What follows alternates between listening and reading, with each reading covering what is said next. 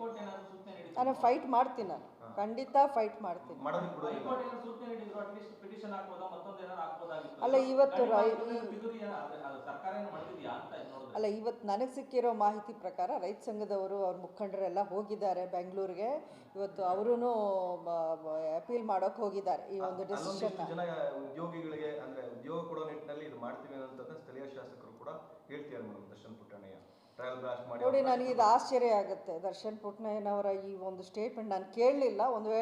ಒಂದು ವೇಳೆ ಹೇಳಿದರೆ ನನಗೆ ಆಶ್ಚರ್ಯ. ಯಾಕೆಂದರೆ ಮೊದಲಿಂದಲೂ ರೈತ ಸಂಘದವರೇ ಇದನ್ನು ತೀವ್ರವಾಗಿ ವಿರೋಧಿಸಿತ್ತು. ಈ ಅಕ್ರಮ ಗಣಿಗಾರಿಕೆ ವಿರುದ್ಧ ನನ್ನ ಹೋರಾಟ ಏನಿದೆ ಅದಕ್ಕೆ ಸ್ಫೂರ್ತಿ ಕೊಟ್ಟಿದೆ ರೈತ ಸಂಘ. ಈಗ ಅವರ ಶಾಸಕರೇ ಈ ರೀತಿ ಅದಕ್ಕೆ ವಿರುದ್ಧವಾಗಿ ಹೇಳ್ತಿದ್ದಾರೆ ಅಂದರೆ ಅದನ್ನು ಅವ್ರು ಪ್ರಶ್ನಿಸಬೇಕು. ಆ ಸಂಘದವರು, ಆ ಪಕ್ಷದವರು ಅವ್ರನ್ನ ಕೇಳಬೇಕು, ಏನಕ್ಕೆ ಈ ಥರ ಆಗ್ತಿದೆ ಅಂತ. ಅದನ್ನು ನನಗೆ ಅಷ್ಟು ಗೊತ್ತಿಲ್ಲ. ಅವ್ರು ಏನು ಹೇಳಿದ್ದಾರೆ, ಯಾವ ನಿಲುವು ತಗೊಂಡಿದ್ದಾರೆ ಅನ್ನೋದು ನನಗೆ ಗೊತ್ತಿಲ್ಲ. ಖಂಡಿತ ಅನಿಸುತ್ತೆ.